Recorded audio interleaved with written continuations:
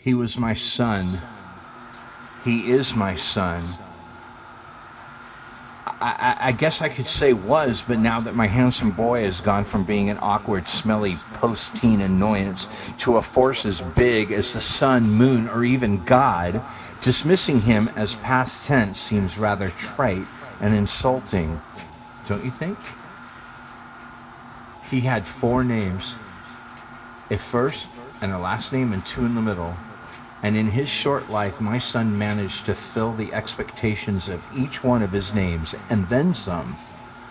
A force of nature he was, and someone, in hindsight, who would remind all who knew him that every single one of us matters and is an expression of God's love and purpose. We are all forces of his nature, and our lives matter. We matter. It's so easy to canonize the dead, and that is most certainly not my intent. In fact, I think if you came here tonight expecting to leave knowing my dear child, you may be disappointed, as that train has left. My son has left planet Earth as we know it forevermore, and all of the pictures, stories, songs, and tributes, anything you may find amongst his friends and family or online would hardly scratch the surface of understanding the experience of knowing him and the devastating void his death has left. I am forever wounded, eternally deformed, and there is no fixing me, nor is there any desire in my heart and soul to be healed. A limb has been torn from my flesh. It is gaping, bloody, infected, and ripe. And I wear it like a badge of honor because this is the place my son lived in me. Does he still live on in me? I don't think so, or else it wouldn't always feel so cold and lonely. I'll grant you he lives on through me on some inconsequential level, but he lives forever cradled. He lives forever cradled in the arms of Jesus. Knowing that we will reunite one day offers some comfort, but that comfort quickly disappears when awareness sets in. Awareness that I may have 40 or more years of suffering before that great day occurs. Having only survived a short period without him thus far, knowing how unbearable and unbearably long each day has been, there are times when I think it is me who has died and gone to hell. A hell fiendishly designed to meet the needs of my greatest fears and, considering the guilt I carry, my just deserved eternal torments. Because despite whatever problems we may have had over the years when he was alive, he was my son. My dreams of the future, my confidant, my shadow, my twin, my friend, my brother, my teacher, my God, my devil, my favorite things. And hell is a place where I can't see him, touch him, smell him, laugh with him, argue with him, pray with him, hold him when he cries, counsel him about life, love, and God's amazing purposes for his existence. But especially hell is a place where I failed at my most important earthly role as parent, keeping my child alive.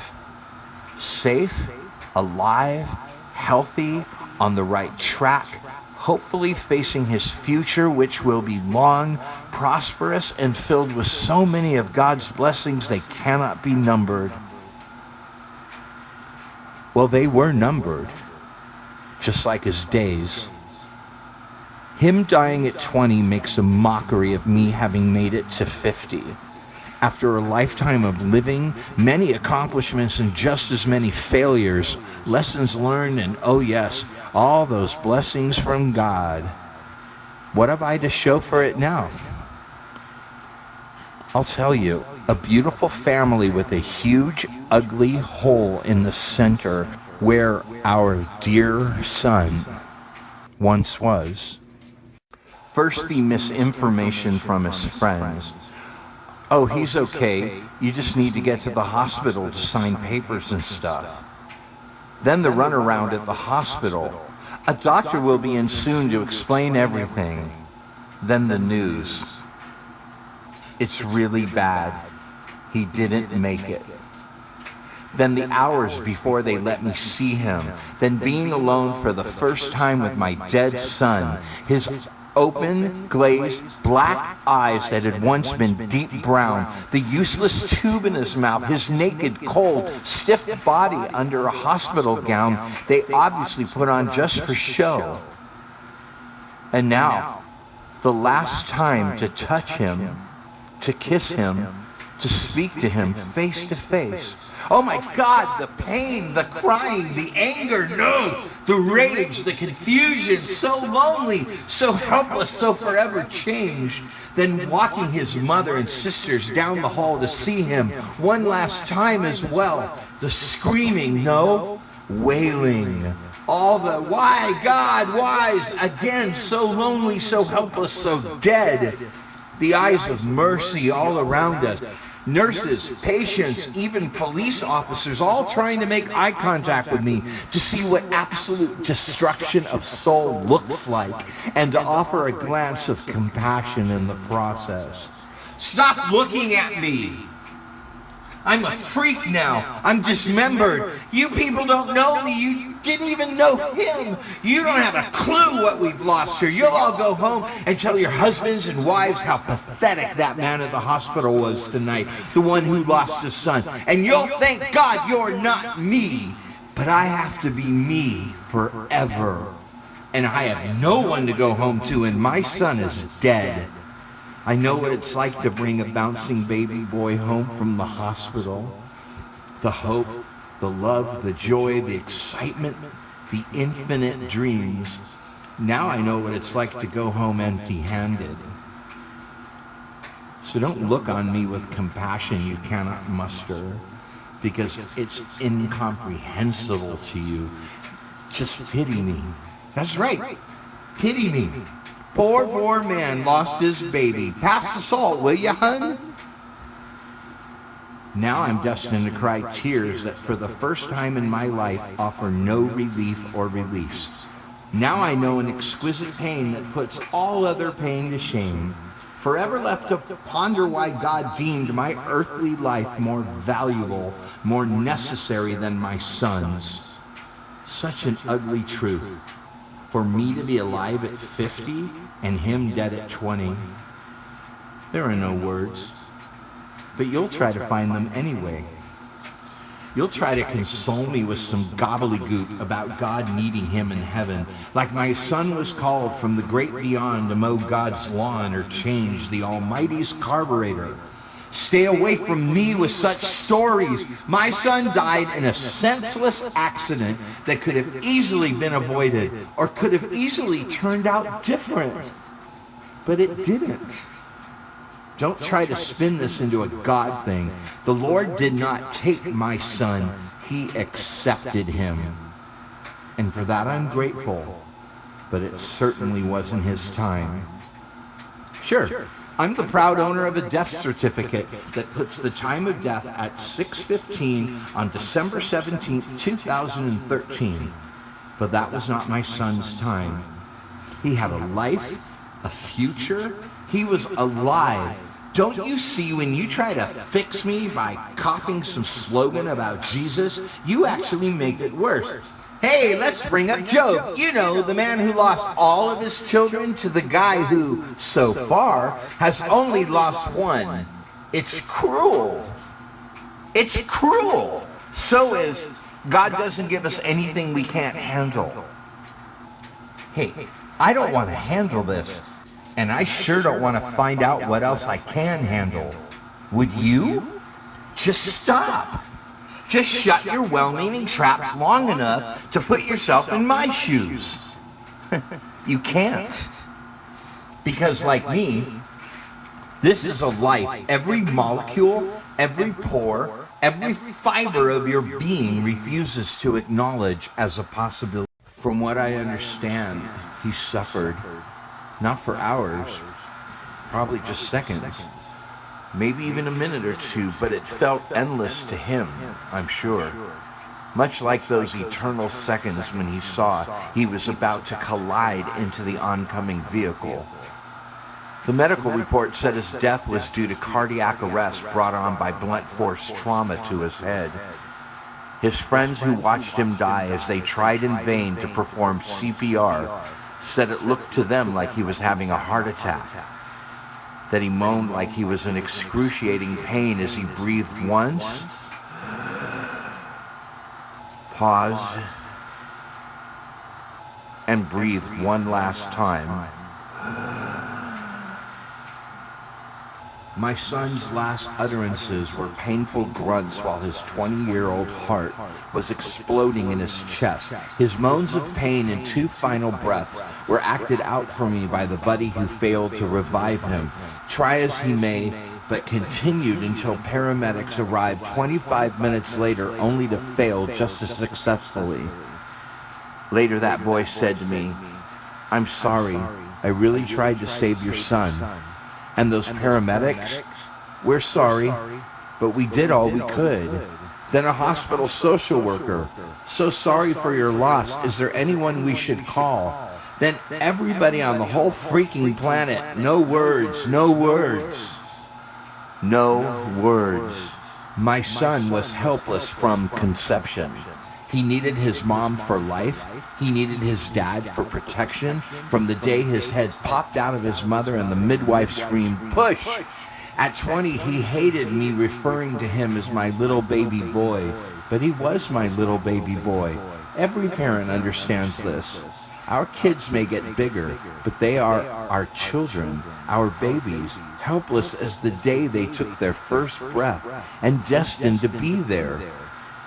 Destined to be there when we breathe our last.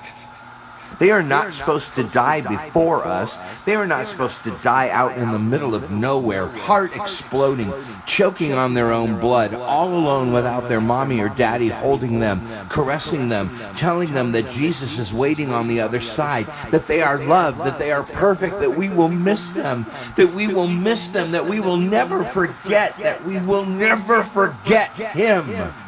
I wasn't supposed to see my boy dead and cold on a hospital gurney and later on a funeral home slab or in a cardboard box with his name scribbled on it with highly combustible paper around his head just seconds before the fires of cremation forever destroyed the most beautiful and valuable thing I've ever created. I invested 20 years of my life in trying to protect my son. No, trying to save him, save his soul, save his mind from the evil influences all around us, save his body from toxins, fatty foods, smoke, drink, drugs, anything that could ultimately take his life. And mostly, I tried to save him from himself. His youth, the biggest threat of all, the little boy who saw everything as a weapon, every wall as something to climb and dive off, every aspect of life as an adventure that was insufficient unless it posed some kind of imminent danger. Well, I was insufficient. I let that beautiful, perfect, helpless baby boy slip through my useless, inept fingers. He died in the desert in a fashion that becomes a cautionary tale for other parents. Remember what happened to that other guy's kid? We don't want the same thing to happen to you. Every year, something terrible happens to someone's kid in an accident or suicide. What lottery did I participate in to win the privilege for my boy to be the local example of 2013? Everybody needs a bad guy in a story like this, a boogeyman. But there's no lurking monster to be found here, just boys being boys and something going horribly wrong. Had the man who crashed into my son remained on the scene till the police arrived, his existence would play only a small role in this nightmare. Instead, he quickly became as much a centerpiece in this madness as my son, an anti-hero, fodder for the media. You know, the ones who barged into my home the day after my son died to catch as many grief-stricken faces as possible. How does it feel to lose a child? What do you want to say to the man who did this? But much like the media, everything about him is but a small insect circling the massive, rotting carcass that is my dead son and all that his death took with him. I wish he hadn't fled. I could have given him a hug, prayed for his soul, and called it a night. Instead, in a moment of self-serving fear, he made himself the star of my son's biggest performance and an ongoing irritant to those of us actually attached to this event. Trials, interviews, countless forms to fill out, deadlines, blah, blah, blah. Thanks, buddy.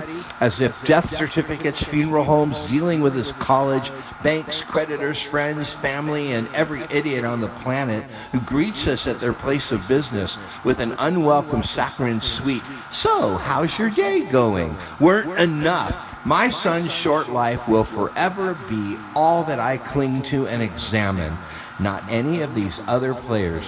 This belongs to me, his mom, his sisters, and us alone. Stand with us in solidarity on this point, or join the swirling mass of misguided rage. Forget about finding a scapegoat, or join the lynch mob. But don't expect any cooperation or participation in dialogue about him. He's not on my radar, not in my scope. I do not close my eyes at night and see a target for my rage and vengeance. I see my beautiful boy, dead, cold, taken from me far too soon, and it's ultimately him I blame. Was it worth it, son? Are you a big man now, son? Are you in heaven? With God? With all the answers of the universe, son? I begged you not to go in the first place. Did you hear my voice pleading with you in those final seconds when you knew death was inevitable? Am I imagining your voice in my head saying, "I'm sorry, Dad"? Or is that really you trying to comfort me? And does it even matter at this point? It will always be in my Bible, in Jeremiah, again in Matthew. How many times have I read it? How many times have I closed my eyes and imagined the unreachable agony of loss? And now it's about me. A voice was heard in Ramah, lamentation and bitter weeping. Rachel weeping for her children, refusing to be comforted, for her children were no more. My only son has been slaughtered like the children of Egypt, the children of Bethlehem, like Jesus Christ himself. There's no healing here, and there's none a-coming. Not now, not ever, and if you can't get with that, find a different church. Healing to me means to let go, to forget. These are not options. They're just ugly little demons disguised as quick fix, instant doses of positive thinking phooey, about as not helpful as sending me some white light, loving energy, and good thoughts. Pray for me. I've lost a child, a son, a brother, a generation, the family name, grandkids, great-grandkids, hope for a better future, and 1/3 of my reason to live. No band-aids, please. So do I blame God? Should I blame God? My son's death taught me that if God allows the young to die, then our human lives really don't matter much. His life was not complete. His work was not over. On the contrary, it was only beginning. I cry every day, not merely because I miss my boy, but because I know what he has missed out on. I've lived the next 30 years of his life, and it kills me to know what he won't know. Marriage, children, career, ministry, just the experience of living. I prayed for a son. I prayed for my son. I prayed with my son, and now he's gone. Should I pin that on the Almighty? Or should I accept the fact that God's hands are tied as we live, suffer, die, and oftentimes perish for all eternity? Doesn't God suffer as well? He watches us die. His children. We hurt, we wither, we die, and he is our forced witness. Pain might be his closest friend as well. So if God suffers along with us in our suffering, do we not then share his suffering with and for others? Is Christ's example on the cross not the ultimate example of this unity in suffering? Salvation was and still is accomplished in suffering. Jesus challenges us to examine our hearts to determine if we are worthy to share in his suffering. So if we suffer, does that not automatically not only bring us closer to God, but even more so, our better, higher spiritual self? Am I experiencing life's greatest blessing disguised as a curse? Should I embrace my agony as a gift from on high instead of hiding the shame I feel as a sonless parent in the dark gloom that is now my home? Is there hope here that I'm missing? Would I even accept it if it were so? Or would that be too painful of an admission that my son's earthly life didn't matter past the 20-year mark, but was to serve as God's tool to bless me and make me the powerful superhero of faith he always intended me to be? I love my son, and I know that December 17th, 2013 was the day the devil won. I know God did not take my son away from this life for his own pleasure and design. And I'm not sorry that I'm not quick to trivialize, spiritualize, and make a big happy out of the demonic violence that has occurred. I know there's hope all over this thing. I know that redemption is for the taking. I know that God will be glorified and that testimonies galore will abound, but even the disciples were sad to see Jesus go. Life without him meant confusion, despair, fear, and ultimately death. Can't I have it both ways? Can't I be grateful that my son is in heaven and that God will always be there for me and mine, but still mourn, still be angry, still be destroyed? In some alternate universe, my Jesus, my only source of hope, my refuge, has my son. I know he's alive there, in peace, in love. But I cannot touch him, see him, hold him, and experience his beautiful life. Jesus is his captor now. And I know he's in good hands. But my hands are empty, and my heart is broken. There's not a new angel in heaven. It's my child, my son. His eyes are not on me, they are fixed on Jesus. I look on Jesus through tears, endless tears that never satisfy but only encourage more tears. More tears, more rage, more hopelessness. If children are a blessing from God, then I have been cursed. I'm forever marked as one of them. I look in the mirror and see that I have changed.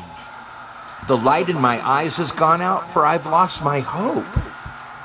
I'm reminded of C.S. Lewis lamenting his loss when I say, his absence is like the sky spreading over everything. I'm enveloped in loss. It has become my constant companion, impossible to ignore, and it's never going away. It was finally time to pack up all my son's belongings. I walked into his bedroom, the room he left in disarray when he left to go to college, and found that most of his stuff was already in bags.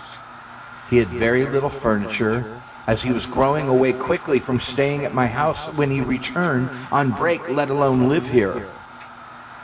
I was acting out a scenario I've seen in countless films, but unlike the movies, nothing was folded neatly and no sweet music was playing in the background. It was just stuff. A useless, mostly unwashed, lifeless collection discarded by a young man upon his death. I placed his bed in the alley hoping someone would collect it and use it. No such luck. 2 weeks later, when I managed to get it into the communal dumpster, I noticed that it was covered in cat pee. People ask me if I'm sleeping okay, and I'm tempted to laugh. Even a peaceful sleep is a 4 to 6 hour trip into denial that ends with the sudden awareness of a rude awakening. But most of my nights are spent in nightmares, or worse, the busy dreams. There was one where my son was playing drums, pounding and pounding as if to say, "Pay attention to me." All night long, I woke up drenched in sweat, out of breath, and exhausted, only to fall back to sleep and in my next dream jump in front of a moving train. Who wants to sleep if this is what's there and this is what I have to look forward to, only to wake up to something even worse? Where there once was a family, I now have remaining children. Where there once was the unpredictability of phone calls, texts, visits, good news, bad news, events, life. Ah, yes, life. Remember that? Now there's a handful of survivors clinging together for dear life, knowing that another shoe can fall at any time, because now we all know no one is safe, no one is protected. Not really, not completely, not ever. And then there's the silence. For a season, my phone was ringing off the hook and my email box full. My home was filled with sympathy cards, gifts, flowers, casseroles, heck, a lifetime supply of groceries, and people visiting, and people staying with me until it was time for everyone to go back to their lives. Now there's nothing. Just me, my house of memories, and the ghost of the person I was only a few short weeks ago, trapped in another dimension, trying to figure out what went wrong. It's good to talk, people will say, and call it catharsis. But they're wrong, as no purging is happening here, just regurgitating and recycling thoughts, feelings, and outrages that have no beginning, end, or purpose other than to tease and torment me with what was and what could have been. There's no music in this, no rock and roll, no good beat that I can dance to, and no happy ending. God has taken my greatest agony and turned it into the theater of the absurd that is now my life. Welcome to the Freak Show, everybody. Tell your friends, tell all your friends, and we'll get this baby to Broadway. Do I forgive God for allowing my life to turn out this way? For being his servant, his minister, and still not being immune to tragedy? Of course. I knew all along there were no guarantees, not even for me. But the fact that I remained Christian after an event such as this may be the greatest testimony of all. And I do testify.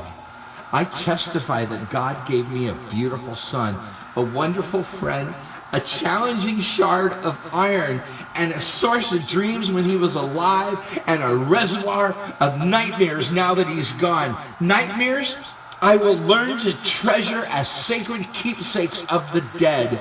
I'm grateful for the time I had with him, but it simply wasn't enough. I stood over my dead son and I prayed that God would resurrect his lifeless body right then and there. And God said no. God said no. I miss him so much. I just want him back.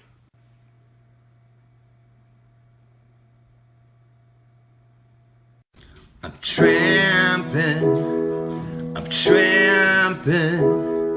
trying to make heaven my home. I'm tramping, I'm trying to make heaven my home. I'm tramping, I'm trying to make heaven my home, sweet home. I'm tramping, I'm trying to make heaven my home. Ain't never been to heaven, but I've been told, trying to make heaven my home. The streets up there are paved in gold, trying to make heaven my home. I'm tramping, I'm trying to make heaven my home. I'm tramping, tramping, I'm trying to make heaven my home. I'm tramping, I'm tramping, I'm trying to make heaven my home, sweet home. I'm tramping, I'm tramping, I'm trying to make heaven my home. They say that heaven's not at all like earth. I'm trying to make heaven my home. And Jesus says he'll take away our hurt. Trying to make heaven my home. I'm tramping, I'm tramping, I'm trying to make heaven my home. I'm tramping, I'm tramping, I'm trying to make heaven my home. I'm tramping, I'm tramping, I'm trying to make heaven my home, sweet home.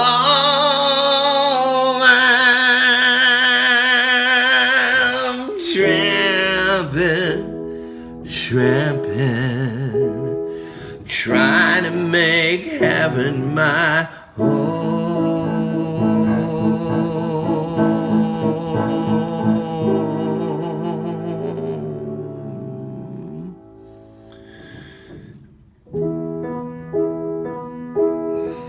I love you, son. Goodbye.